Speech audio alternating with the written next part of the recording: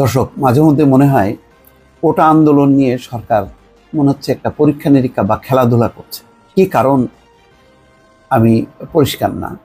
কেন সরকার এইভাবে কোটা আন্দোলনটাকে বিস্তৃত করতে দিচ্ছে, কেন নিয়ন্ত্রণ করছে না, কেন সমাধানের উদ্যোগ নিচ্ছে না, আমি বুঝতে পারছি না। আজকেও দেখেন ওবায়দুল কাদের কি বলছেন কোটা আন্দোলন পরিস্থিতি গভীরভাবে পর্যবেক্ষণ করা হচ্ছে।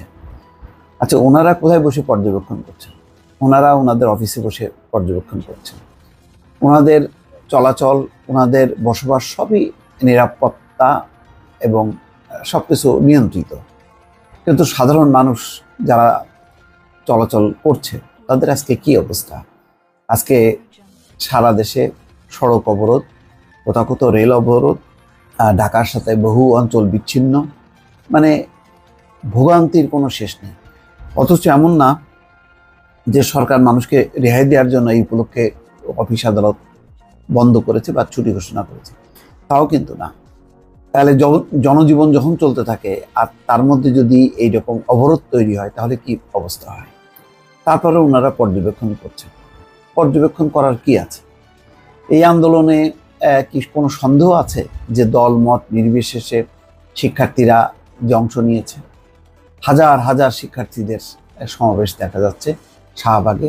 আজকে তারা বাংলা মোটর পর্যন্ত চলে আসবে, আরও বিভিন্ন স্থানে হচ্ছে। এখানে কোনো দল নেই, এখানে কোনো মত নেই। সবাই একটাই জানে যে কোটা বাতিল হওয়া দরকার। কোটা বাতিল যদি না হয় তাহলে তাদের সরকারি চাকরির ক্ষেত্রটা সংকুচিত হবে। পরিষ্কার কথা, যেই দাবি ছিল 18 সালে সেই একই দাবি 24 সালে।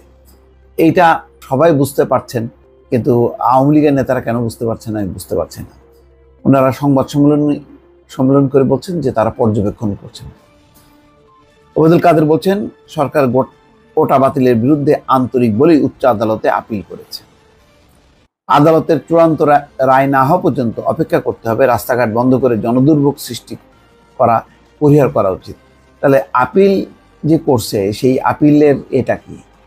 মানে সরকার যদি খুব সিরিয়াসলি মুভ করে এই আদালত সাড়া দেবে না, এটা কি বিশ্বাসযোগ্য কারো কাছে?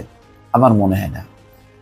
এটা তো আর এসকে সিনা নেই, সেই আমলটা নেই যে প্রধান বিচারপতি তার মতন করে কাজ করবে। এখানে যথেষ্ট পরিমাণ আমাদের কোর্ট নমনীয়। তাছাড়া এমন তো না যে এমন একটা সরকার সিদ্ধান্ত নিয়েছে, সেই সরকারের সিদ্ধান্তের বিরুদ্ধে বিরোধী দল বা অন্যান্য দল আছে।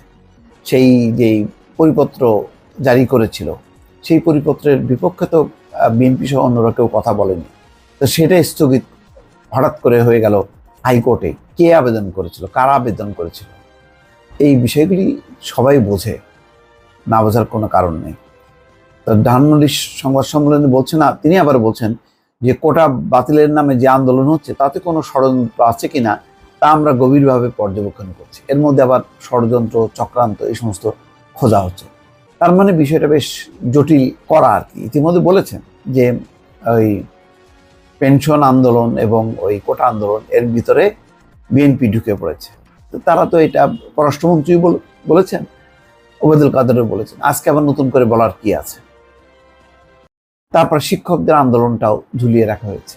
বলা হলো তাদের সাথে বসবেন, হঠাৎ করে সেটা বাতিল হলো। এখন আর কবে বসবেন এই ব্যস্ততা শেষ হচ্ছে না। তো আজকে সংবাদ সম্মেলন করার ওনাদের সময় হচ্ছে, তারপরে কি বসা যেত না? এমনকি রাষ্ট্রীয় গুরুত্বপূর্ণ দায়িত্ব যিনি পালন করেন তিনি আজকে চলে গেছেন প্রধানমন্ত্রী চীনে। তার মানে আরও 2 দিন এই পরিস্থিতিটা থাকবে। কেন এরকম পরিস্থিতি তৈরি করা হচ্ছে? এটা কি ইচ্ছাকৃত নাকি অনিচ্ছাকৃত? এটাও আমার কাছে বিরাট রহস্য এবং প্রশ্ন রয়েছে। দর্শক, ভালো থাকবেন। আল্লাহ হাফেজ।